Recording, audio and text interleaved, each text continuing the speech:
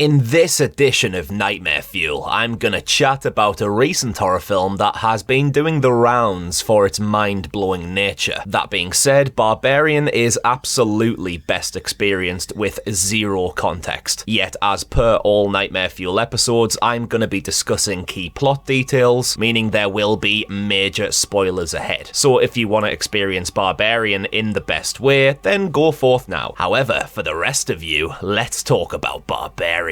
The best thing about this film for me was that it was set up to be seemingly predictable, but then did a 180 into complete unpredictability about halfway through, and there is plenty of nightmare fuel lurking deep within this one. So let's kick off with the initial premise. There's a house in a really rough area of Detroit which is rented out as a getaway. However, in this instance, the house has been double booked on two separate outlets. Tess, played by Georgina Campbell, has booked the house on Airbnb, but when she gets there, Keith is already inside, played by Bill Skarsgard, and he's booked with Home Away. They can't get an alternative place to stay, it's late at night, they can't get in touch with the homeowner, so the only natural solution is that they stay together. Right away here, the suspense and tension began to rise for me, and it all surrounded stranger danger. The entire scenario felt incredibly unsettling, and the order the film presents its narrative in really helped with that. Because we only get a brief look at Tess before we meet Keith, yet despite Keith being able to show his booking confirmation, something still doesn't sit right. There's the age-old fear of inviting a stranger into your home. It never feels quite safe. You're letting something unfamiliar enter your comfort zone, which in turn makes it uncomfortable. Yet in Barbarian's premise, there isn't a comfort zone for either Tess or Keith. This is a house that neither of them own. Keith talks and acts just statically enough to make you question if he's the bad kind of weird or the innocent nervous kind. The entire first act is such a psychological battle on first watch. Is Keith really at the house in the way that he says? Is his booking confirmation legitimate? Hell, as far as we know, has Tess got any ulterior motives? Is it Tess who's entering and trying to take advantage of Keith? The setup here was done so potently for me that I couldn't help but feel engaged, and also on the edge of my seat fearing the unknown, just like the characters did. There's this whole mind game mood at play where Keith purposely waits for Tess before opening a bottle of wine, because he thinks if he opened it without Tess seeing, it could be seen as hostile. Yet just Keith saying that idea out loud to her in the first place makes you wonder if he's doing some kind of double bluff to prove his innocence. But then during the night, when Tess's door opens mysteriously, Keith can be seen asleep yet disturbed, seemingly having a bad dream, which makes Keith look simultaneously like he's not at fault and that there's something suspicious about him. People can have deep secrets buried within them, yet all we, the audience, have to go off is from how each character is presented here, and I constantly found myself second and third guessing where this was actually heading. Boy, did that have me switched on. However, as we come to learn via this film's fantastic twist, it's not the people that have deep secrets buried within them, it's the house. Tess becomes locked in the basement, yet after a bit of digging around, she opens up a secret door, and this is the real turning point here. It opens up a passageway, at the end of which is what appears to be a torture dungeon. Blood stains on the walls and mattress, and a camera in the corner of the room. What's this room for? How long's it been here? Does Keith have anything to do with this? Who really owns the house? Was the double booking an accident, or have they both been brought here for a reason? Yet again, I found my brain being over encumbered with my synapses firing on all cylinders. The more we see in Barbarian, the more questions are posed. It's one of the rare occasions where the more we learn makes the mystery enlarge rather than shrink. Keith returns to the house and gets Tess out the basement, but Keith is having a hard time believing the ridiculousness of Tess's claims. Now at this point that made me go, oh alright, yeah, Keith must have something to do with it then. It's the classic reverse psychology of the protagonist clocking onto me, so I'm gonna play dumb and then swerve on them. Keith goes down into the basement to check it out. He says he's only going to be 30 seconds, but obviously he's longer than that. And you know he's just going to do some kind of luring here to draw Tess in and then jump her. He doesn't respond to her shouting,